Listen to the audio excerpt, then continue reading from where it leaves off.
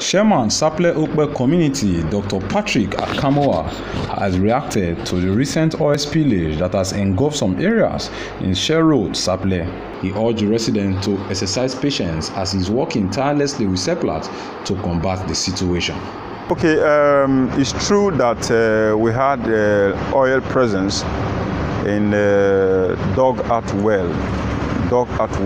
We had oil presence, and Seplat, we notified Seplat as the community, and Seplat now arranged for a GIV, joint visit inspection, so comprising of DPRO, NOSDRA, Seplat and the community, and it was confirmed, one, that it is a spill, because the spill that took place was outside Seplat right of way.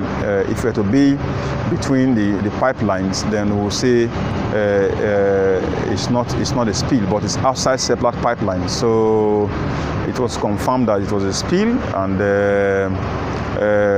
also the report that were done, that the right of way around that area, where we have pipes buried on the ground. We had one for Pan-Ocean, pipelines went through that line.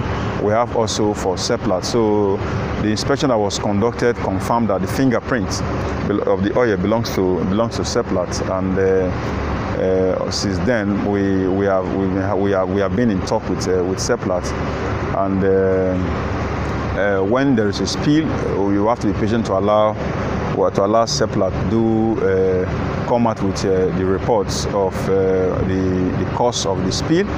Thereafter, community will be engaged for compensation and all that. So the stage we are now, we've told them to do evacuation of the Dog at Wells where the spill affected, so as to allow for further investigation into the cause of the spill, and thereafter community, they will come back to community for how the remuneration can be done, compensation can be done. And I'm also aware that we told Seplat that Seplat should start to send water, bottled water, to the parties involved. I specifically instructed them to do that, and they have complied. They are sending water already down to the compounds where they have those spill, where those spill was affected. So I'm very sure, by the grace of God, in between now and next week, the report would have completed their evacuation process rather, for them to ascertain the actual problem where that relates to the spill. Thereafter, they will come back to, I'm very sure they will come back to community, no problem about that, because they don't come back to community, we cannot allow them, I will not allow them to do the repair work, because you cannot come and spill deprive people of their water in their presidential houses. No. By the grace of God, Seplat will comply, and the compensation will come to the table. The people affected, the community, the landlords affected, we should still just be patient with Seplat. This whole issue is a process. Seplat is government-owned oil, so there's a process to follow when there's spill. There's no overnight approach to anything. It must go through process. They should be patient. Community and Seplat, and them in particular, also all the meetings we have had, they have always been part of the meeting. There's no engagement we've had with Seplat without them being part of the meeting. So they should be patient. I'm very sure that what will come out of it is going to be meaningful. So they just be patient with Seplat. Let them finish the process, and we'll come back to round table and close the matter. Dr. Akamovba also spoke on other issues as he addressed rumors circulating of his intention to run as Sapele Local Government Council Chairman in the forthcoming polls. It's actually correct that I have intention to contest to represent my people in another bigger platform. I haven't been voted for massively at the community level, but I want to not to make any statement about that yet. But I have ambition to contest, and whether I'm running under PDP or APC, I want to be mute. I'm still doing a consultation, because I have that spirit of doing anything and winning it. So I want to still be mute on that till maybe before the end of or November. While highlighting his achievement as community chair, Dr. Akamovba also spoke on the incoming National Open University project being earmarked to be brought to Sapele and assured residents that he is working hard to bring this institution to Sapele residents. The National Open University is a project that is very key to me, is very key to the Sapele people, because I'm one person that honestly I challenge government to be not to be fair to Sapele people. That for many years now we don't even have one higher institution. It's a bit not too good, very bad. Not a bit not too good, very bad.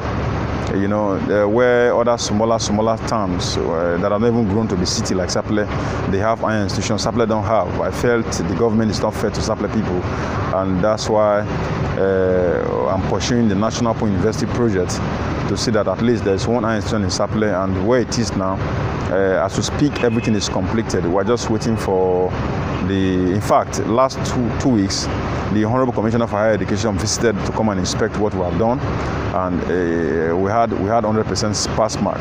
We have done all what we need to do to get the place ready. In fact, the overall assessment was that what we have currently in Sapele National Open University is nowhere in the country. In fact, it's the best ever study center you ever see when it's commissioned in the whole of the Federation. So hopefully before the end of September, we're expecting the team from Abuja who will now come and look at the final assessment. Then they'll go ahead and now be given to the center to admit students, and lectures will start. And I'm very sure when that comes to place, the multiplier effect of that institution will spread into Sapele, and we will see the effect in the economy. He finally gave his assessment of the Muhammadu Buhari's administration at the federal level and the OKOWA-led administration at state level. I have problem with Buhari, I have problem with OKOWA, because if I run on that APC or run on the least political party, if I win as the president of the country, I should be very deliberate in my policy. I should have something to show Nigerians that in 2 years, I was able to do this. In 3 years, I was able to do this. Not 6 years into Buhari government. 6 years. Nigeria is still the way it is, even backward. Insecurity, petrol is all mess. Problem here and there. There's no job. We have to import refined products. Refineries are not working well.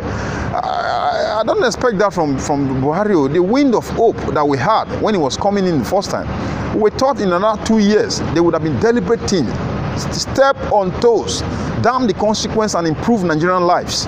You don't need to be hearing the same story. The same thing applies to OKOWA.